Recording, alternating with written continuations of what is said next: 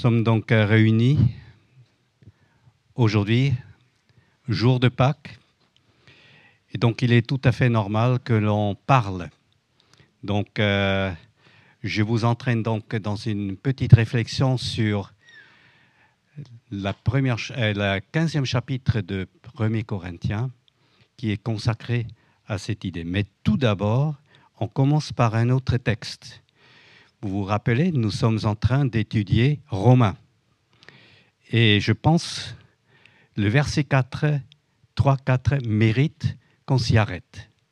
L'Évangile parle de son Fils Jésus-Christ, notre Seigneur qui, dans son humanité, descend de David et qui a été déclaré Fils de Dieu avec puissance lorsque le Saint-Esprit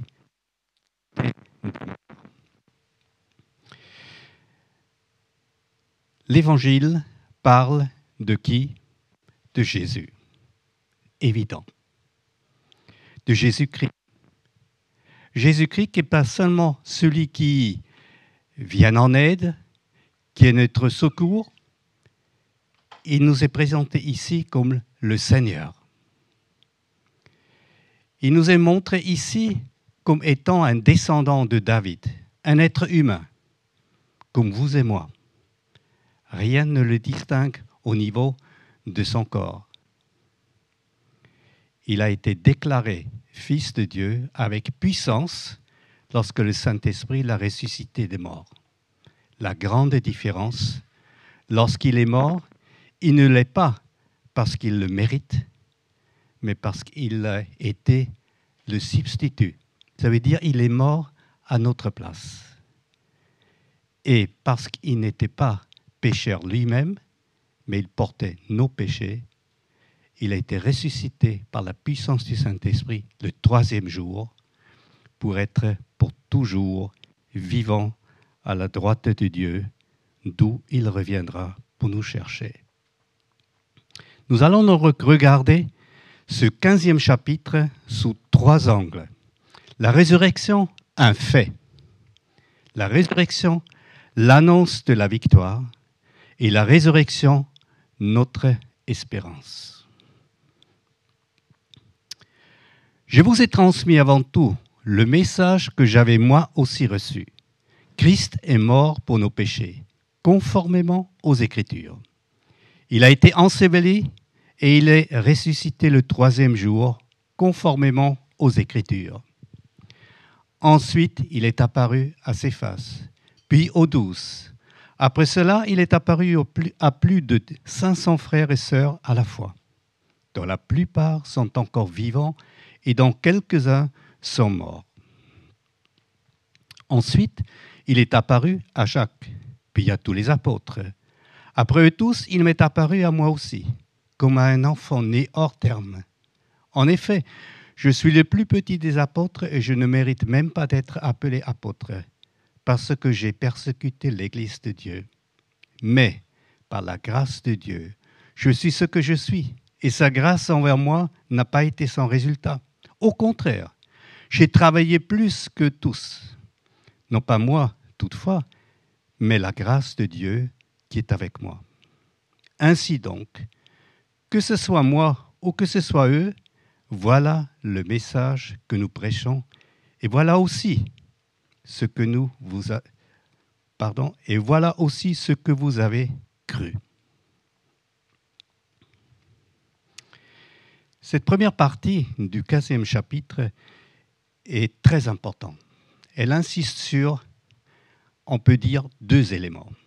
Tout d'abord, dans cette première partie, on voit conformément aux Écritures. 2 fois ce terme est utilisé pour réunir 3 choses. Jésus est mort pour nos péchés selon, conformément à la parole. Jésus n'est pas mort puisque l'humanité était méchante et s'est tournée contre Jésus, a emporté la victoire, mais tout simplement parce que Jésus a accompli un plan prévu depuis toute éternité par le Père. Il a été fait péché, non pas parce qu'il aurait commis des péchés, mais parce qu'il accomplissait le plan de Dieu pour sauver une humanité perdue. Si vous voulez, vous pouvez chercher dans vos Bibles Ésaïe chapitre 53 et vous y trouverez le texte pour cela. Il a été enseveli comme n'importe qui, enterré. Il est ressuscité le 3e jour, conformément à sa parole. Vous prenez le psaume, je crois que c'est le 16-10, et vous avez Osée, chapitre 2, verset 10, si je me rappelle bien. Je l'ai noté plus tard, sinon je vous le répéterai.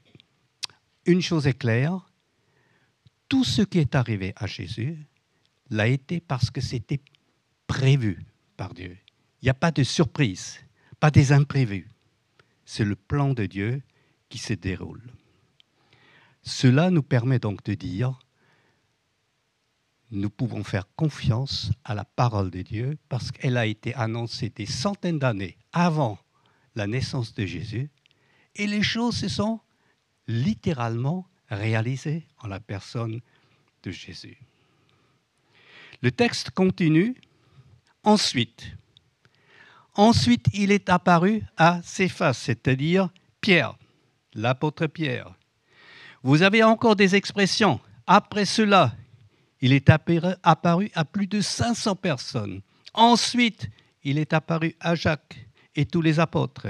Après tous, encore une apparition à notre cher Paul. Ce qui est intéressant dans ce récit, c'est de retenir qu'il y avait des témoins oculaires qui ont vu la situation de leurs propres yeux et l'apôtre Paul peut écrire dans cet épître, beaucoup vivent encore de ces témoins. Allez les consulter, parlez avec eux et vous verrez ce que je vous écris ne sont pas des bobards. C'est la vérité. Et donc, vous avez au départ une affirmation comme quoi la parole est vraie. En deuxième moment, vous avez les témoins qui confirment ce qui s'est passé. Et donc, l'apôtre Paul écrit à la fin, voilà le message que nous prêchons. Et voilà aussi ce que vous avez cru. Et je résume ce qui est important. Christ est mort pour nos péchés, conformément aux Écritures. Il a été enseveli, conformément aux Écritures. Il est ressuscité le 3e jour, conformément aux Écritures. Il faut qu'on se le martèle dans notre tête, dans notre cœur, pour qu'on soit convaincu. Cette parole, elle est digne de confiance. Absolument digne de confiance. On arrive au deuxième point. La résurrection, l'annonce de la victoire. Mais en réalité, Christ est ressuscité, précédant ainsi ceux qui sont morts. En effet, puisque la mort est venue à travers un homme, c'est aussi à travers un homme qu'est venue la résurrection des morts. Et comme tous meurent en Adam, de même aussi tous revivront en Christ. Mais chacun a son propre rang. Christ en premier, puis ceux qui appartiennent à Christ lors de son retour. Ensuite viendra la fin, quand il remettra le royaume à celui qui est Dieu et Père, après avoir anéanti toute domination et toute autorité et toute puissance. En effet, il faut qu'il règne jusqu'à ce qu'il ait mis tous ses ennemis sous ses pieds. Le dernier ennemi qui sera anéanti, c'est la mort. Dieu, en effet, a tout mis sous ses pieds.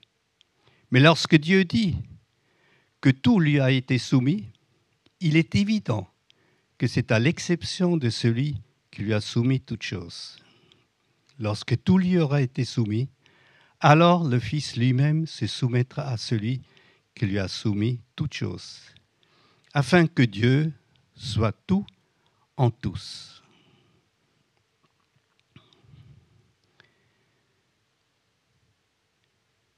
Puisque la mort est venue à travers un homme, c'est aussi à travers un homme qu'est venue la résurrection des morts. Tout au long de l'histoire, depuis Adam, les sacrifices existaient. Des milliers, des centaines de milliers d'agneaux étaient sacrifiés pour obtenir le pardon des péchés. Mais aucun de ces agneaux ne pouvait s'exprimer « je veux être sacrifié à la place de telle et telle personne ». Il était tout simplement pris contre sa volonté, si jamais un agneau a une volonté. Les agneaux ont été sacrifiés en quantité innombrable, mais il y avait un décalage important. Ils n'étaient pas de la même nature que l'être humain. Et lorsque Jésus est venu, enfin, il y avait le substitut qui convenait. Comme le premier Adam a apporté le péché, Jésus est celui qui a apporté la vie, sans péché. Un seul homme, Dieu incarné dans un être humain, Dieu parfait en la personne de Jésus-Christ. Il est venu pour ressusciter des morts. Vous vous rappelez? Dieu avait dit à Adam, lorsque vous désobéissez, vous allez mourir. Lorsque Jésus a obéi, il a apporté la vie. La mort est vaincue.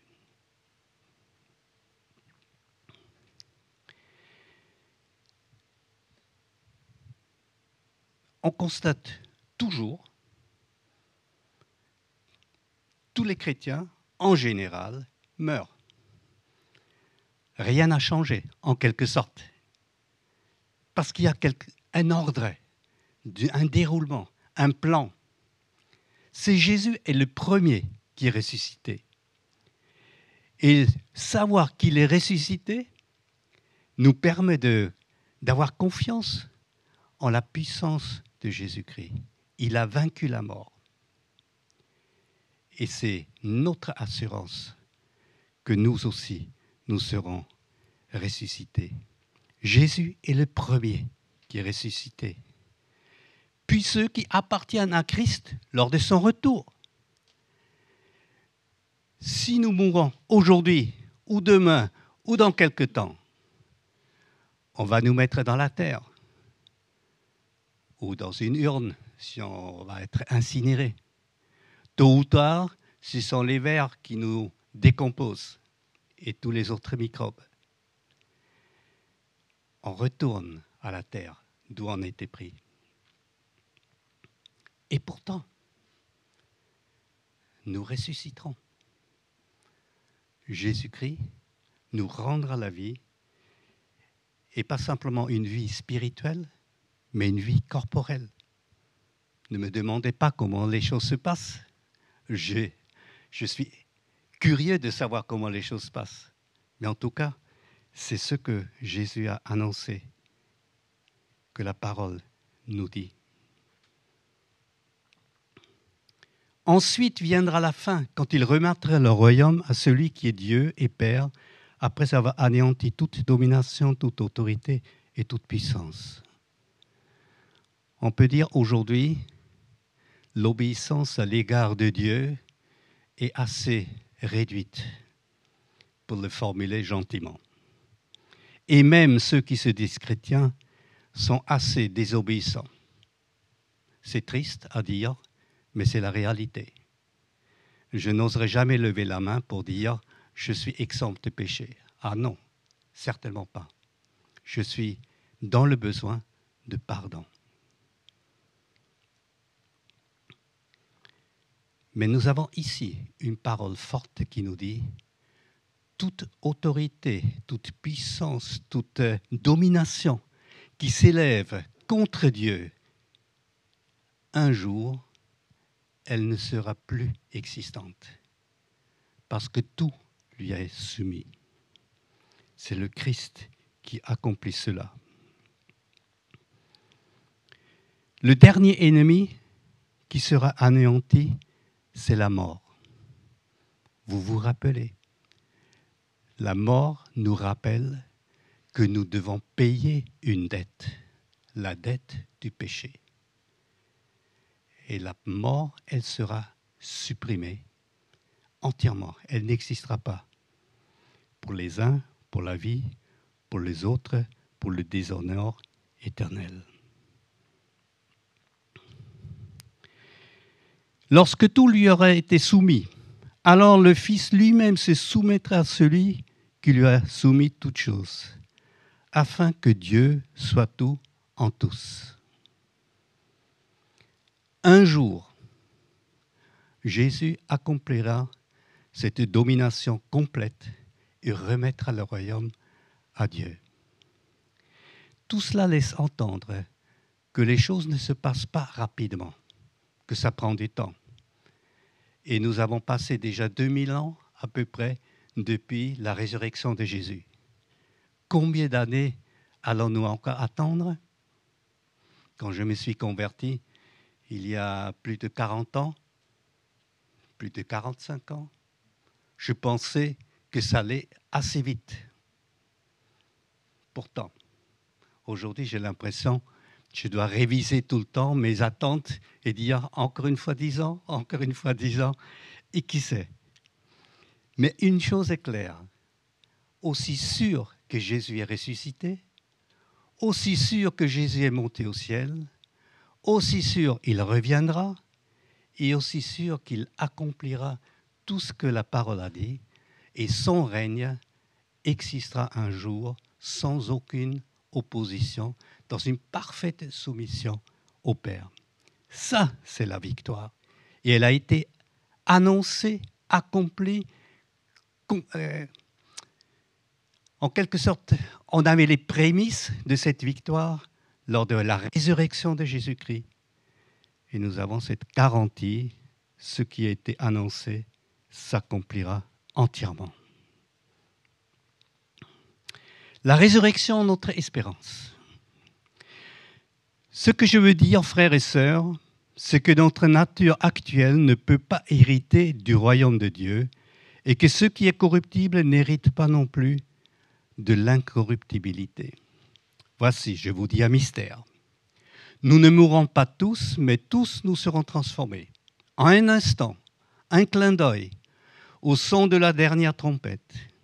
La trompette sonnera, alors les morts ressusciteront incorruptibles et nous serons transformés.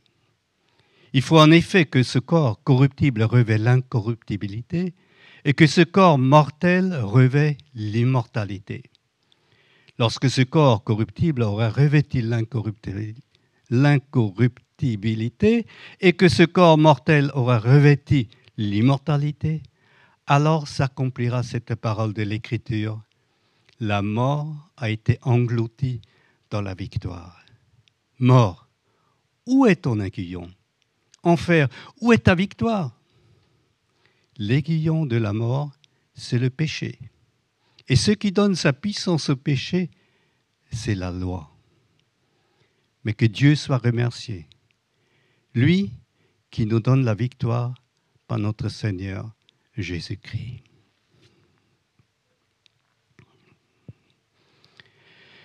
Je vous annonce un mystère, dit l'apôtre Paul. Nous ne mourrons pas tous, mais tous nous serons transformés. Comme je l'avais déjà dit, je pensais pouvoir éventuellement participer à l'enlèvement, sans passer par la mort. Ça serait excellent. Il y avait dans le temps des livres qui racontaient cette histoire avec beaucoup d'imagination. Aucune idée si les choses se passent comme c'est écrit dans ces livres, mais une chose est claire, être transformé, enlevé directement sans passer par la mort, ce serait pas mal, je trouve. Donc, nous ne mourrons pas tous, mais nous serons tous transformés. On parle ici, donc, surtout du chrétien. Transformé pour être auprès du Seigneur, c'est pour le chrétien. Ressuscité, revivre avec un corps de honte, c'est pour ceux qui n'ont pas accepté Jésus-Christ. Il faut en effet que ce corps corruptible revêt l'incorruptibilité et que ce corps mortel revêt l'immortalité. Aujourd'hui, avec notre corps, nous ne sommes pas faits pour le royaume de Dieu. Nous ne pouvons pas réparer ce corps, rafistoler. Il faut une nouvelle création. Et c'est ce que l'apôtre Paul nous annonce ici dans ce texte. Pas de réparation, transformation, quelque chose de nouveau que Dieu crée à partir de ce que nous sommes aujourd'hui. On reconnaîtra donc toujours un Daniel, un Martin et que sais-je encore.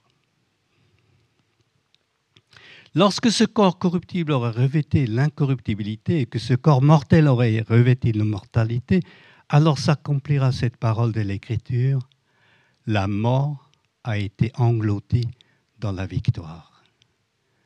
Voilà donc le moment où nous recevons un corps de résurrection, la mort sera anéantie. Elle n'existera plus. La seule chose dont on parle encore, c'est la deuxième mort, c'est la perdition pour ceux qui ont résisté au Seigneur.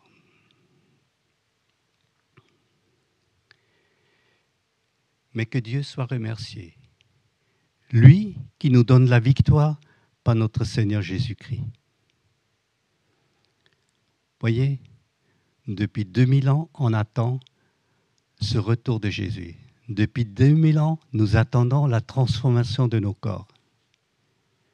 Nous sommes toujours dans notre faiblesse, dans notre révolte, dans nos péchés. Nous sommes considérés comme des personnes saintes si nous avons accepté Jésus-Christ. Et en attendant, nous savons que Jésus-Christ a emporté la victoire. Cette victoire, elle est à notre portée. Nous l'avons entendu lorsque nous avons eu le message sur le chapitre 6 de Romains. La victoire, elle est acquise par Jésus-Christ. À nous de la saisir et de marcher dans cette victoire. Dieu soit remercié, lui qui nous donne la victoire par notre Seigneur Jésus-Christ. La victoire n'est pas dans nos propres forces, dans notre orgueil, dans nos capacités. Elle est en Christ ressuscité. Ce chapitre, j'ai laissé des parties que vous pourrez lire vous-même, est extrêmement encourageant. Il y a 2 petits passages que je vais vous lire comme conclusion, que j'avais aussi omis jusqu'à présent. 2 passages qui sont écrits comme exhortation. Les versets 33 et 34. Ne vous y trompez pas. Les mauvaises compagnies corrompent les bonnes mœurs. Revenez à votre bon sens comme il convient et ne péchez pas, car certains d'entre vous ne connaissent pas Dieu, je le dis à votre honte. Dans le contexte où ces versets sont écrits, c'est les gens qui se révoltent ou disent « Jésus n'est pas ressuscité, la résurrection n'existe pas ». Et regardez aujourd'hui combien de personnes sont convaincues que la résurrection n'existe pas. Et vous entendez même certaines personnes dire très honnêtement « Je ne veux pas y croire parce que je ne veux pas rendre compte à quiconque après ma mort. » Et vous voyez, finalement, c'est un moyen de se laisser aller et de dire « Je n'ai pas besoin de rendre compte à ma vie, je peux faire ce que je veux. » Et ça, c'est une attitude grave et nuisible et qui a un impact sur notre façon de vivre.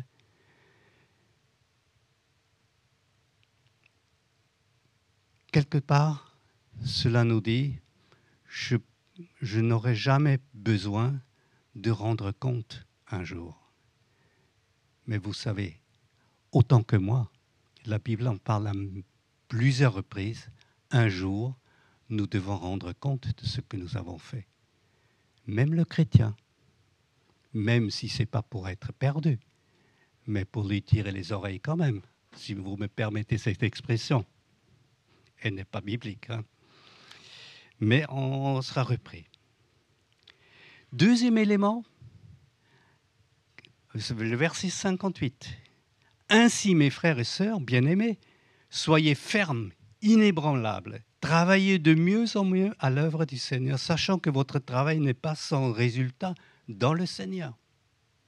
Vous voyez, cette parole, elle est dite après que l'apôtre Paul décrit la transformation de nos corps et la victoire sur la mort. Ainsi, mes frères et sœurs, soyez fermes, inébranlables. Ce texte de la parole, il est absolument sûr. Ce n'est pas un texte sur lequel nous pouvons émettre des doutes. Les annonces de la parole sont fermes, absolument fiables. Ce qui est annoncé se réalise. Travaillez donc de mieux en mieux, puisque c'est la vérité, puisque ces choses-là, ces paroles se réaliseront. Que ce soit une motivation pour nous de ne pas nous laisser traîner par le courant de la vie, mais de travailler de mieux en mieux à l'œuvre du Seigneur. Nous avons été appelés, non pas pour être tout simplement sauvés, mais pour entrer dans le service de Dieu. Et regardez la fin de ce verset. Sachant que votre travail n'est pas sans résultat dans le Seigneur. Je ne sais pas combien de travaux vous avez déjà accomplis pour finalement voir ce que vous avez fait dans la poubelle. Échec. Ce n'est pas le cas avec le Seigneur. Le travail que nous faisons avec le Seigneur porte des fruits pour sa gloire, pas pour la mienne, mais pour la gloire de Dieu, qui accomplit des choses à travers des personnes faibles comme moi, comme vous. Il montre ainsi qu'il est un Dieu souverain qui sait se servir des personnes incapables pour accomplir son plan merveilleux. Amen.